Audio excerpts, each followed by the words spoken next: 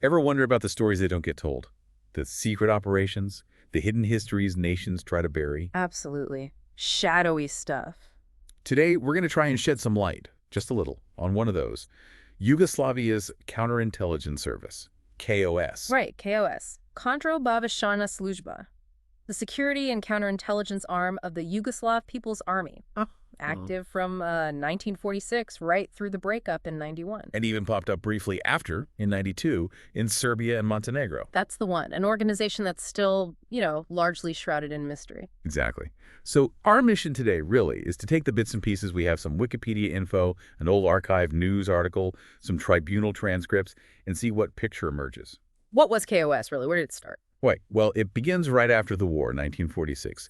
KOS was basically carved out of an older organization, OZNA, the Department for Protection of the People. OZNA. Yeah.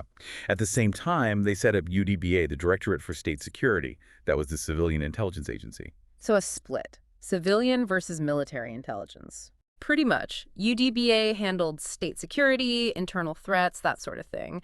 KOS was specifically focused on the army, protecting it from foreign spies, internal dissent, all that. Counterintelligence. Makes sense. Now, KOS, that name, Kontraobaveštajna služba, did it stick around?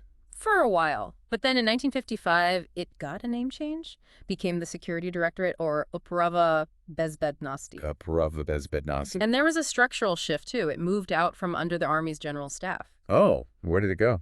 It was placed within the State Secretary of People's Defense, which later became the Federal Secretariat. So maybe a bit more direct political oversight. Hard to say for sure. Interesting shift. But you mentioned earlier it's hard to get solid information.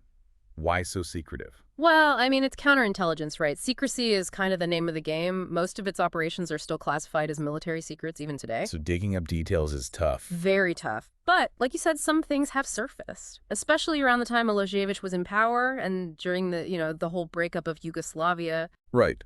The sources mention specific operations, don't they? Like Operation Labrador. Yes, exactly. Operation Labrador. That's one that definitely got some media attention, however limited. It hints that KOS was involved in, well, more than just passive observation. More than just gathering intel. And Labrador pops up in those International Criminal Tribunal transcripts too, doesn't it? Along with another one, OPRA. It does. The fact that the ICTY, the Tribunal for the former Yugoslavia, was looking into these operations tells you they were significant, likely tied into the conflicts, maybe actions that crossed lines. Lines that warranted international investigation. Serious stuff. Potentially very serious. The transcripts themselves, the questioning, might hold clues, but again, accessing the full context is hard. And then there's that archived Bewar Terrorism news article. The title alone is pretty provocative. Yugoslav Army's Central Intelligence Unit. Clandestine Operations Foment War. Yeah, that title doesn't mince words, does it? Foment War. It suggests KOS wasn't just reacting, but actively, maybe covertly, stirring the pot. Fueling the conflict. That's the implication in that headline, certainly. It paints a picture of an agency possibly involved in destabilization, maybe false flag operations, things like that, during a really volatile time. Operation Labrador is often linked to that sort of activity in discussions.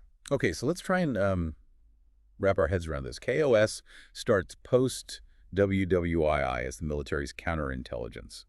Gets a name change, moves structure a bit. Remains highly secretive throughout. But then, as Yugoslavia fractures, we get these glimpses. Operation Labrador, the ICTY interest, that news article suggesting it played a potentially quite dark role in the conflict itself. That seems to be the outline, based on the fragments we have. An agency born for defense, perhaps evolving into something more proactive, more entangled in the politics and violence of the breakup. Which really makes you think, doesn't it? If this much is hinted at from just these limited sources about KOS. Exactly. How many other secret histories are out there, locked away in classified archives around the world? What don't we know about the hidden forces that shape conflict, shape nations? And what does the very existence of agencies like KOS, operating in the shadows, tell us about how nations work, especially in times of crisis? Something for you to ponder.